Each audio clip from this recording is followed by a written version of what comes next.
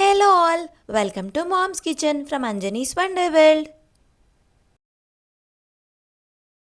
ఈ వీడియోలో అరటికాయ కారప్పొడి ఎలా చేయాలో చూసేద్దాం. మేము ఇక్కడ 4 అరటికాయలతో కారప్పొడి చేస్తున్నాము.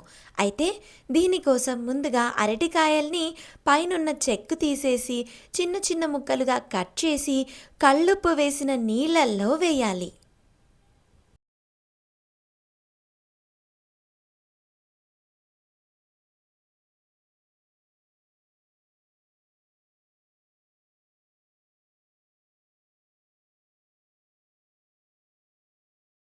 ఇక్కడ చూస్తున్నారు కదా, ఈ సైజులో కట్ చేయాలి. నెక్స్ట్ ఒక పెద్ద కట్ట కరివేపాకుని తీసుకొని శుభ్రంగా కడిగి ఏదైనా బట్ట పైన వేయాలి. ఇప్పుడు బాండీలో డీప్ ఫ్రైకి సరిపడా ఆయిల్ పోసి అది వేడెక్కిన తర్వాత ఇందాక కట్ చేసి ఉప్పు నీళ్ళల్లో వేసిన అరటికాయ ముక్కల్ని పిడి చేసి ఈ కాగిన నూనెలో వేసి డీప్ ఫ్రై చేయాలి.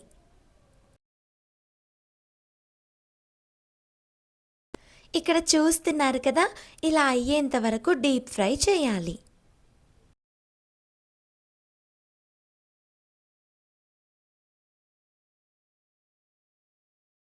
తర్వాత అదే ఆయిల్లో కరివేపాకుని కూడా వేసి డీప్ ఫ్రై చేయాలి. ఇవి రెండు డీప్ ఫ్రై చేసి పక్కన పెట్టి వేరొక ప్యాన్ తీసుకొని కొద్దిగా ఆయిల్ వేసి అది వేడెక్కిన తర్వాత 1 కప్పు పచ్చిశనగపప్పు, 1 కప్పు మినప్పప్పు, అలాగే 1 కప్పు ధనియాలు వేసి ఈ మూడిటిని కూడా రంగు మారకుండా దోరగా వేయించాలి. ముందుగా పచ్చిశనగపప్పుని వేయండి, అది వేగడానికి కొంచెం టైం పడుతుంది. అవి సగం వేగిన తర్వాత మినప్పప్పు వేయండి. ఆ రెండూ కూడా వేగిన తర్వాత ధనియాలు వేయండి. ఇందులోనే ఒక 1/2 టీ స్పూన్ మెంతులని కూడా వేయాలి. పప్పు దినుసులన్నీ వేగిపోయాయి. ఇవి వేరే గిన్నెలోకి షిఫ్ట్ చేసుకొని మళ్ళీ ప్యాన్లో కొద్దిగా ఆయిల్ వేసి అది వేడెక్కిన తర్వాత మీరు తినే కారానికి సరిపడ ఎండుమిరపకాయలు వేసి అవి వేగిన తర్వాత చివర్లో 1 టేబుల్ స్పూన్ జీలకర్ర వేసి వేయించాలి. ఇవి కూడా వేగాక షిఫ్ట్ చేసుకొని మళ్ళీ అదే ప్యాన్లో ఇంకొంచెం ఆయిల్ వేసి అది వేడెక్కిన తర్వాత పల్లీలు వేసి వేయించాలి. పల్లీలు, పప్పు దినుసులు, ఎండుమిరపకాయలు వేయించడం అయిపోయింది కదా. ఇప్పుడు ప్యాన్ వేడిగా ఉన్నప్పుడే చింతపండు రెబ్బలు, రుచికి సరిపడా కల్లుప్పు కూడా వేసి వేయించాలి.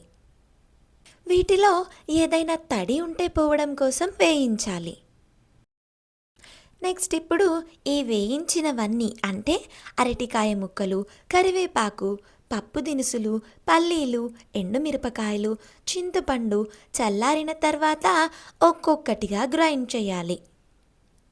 ముందుగా ఎండుమిరపకాయలు, జీలకర్ర గ్రైండ్ చేశాక అందులో చింతపండు, కల్లుప్పు వేసి గ్రైండ్ చేశాము. ఆ తర్వాత పప్పు దినుసులు, పల్లీలు, అరటికాయ ముక్కలు, కరివేపాకు ఇలా ఒక్కొక్కటిగా గ్రైండ్ చేసి అన్నీ ఒక దగ్గర కలిపాము.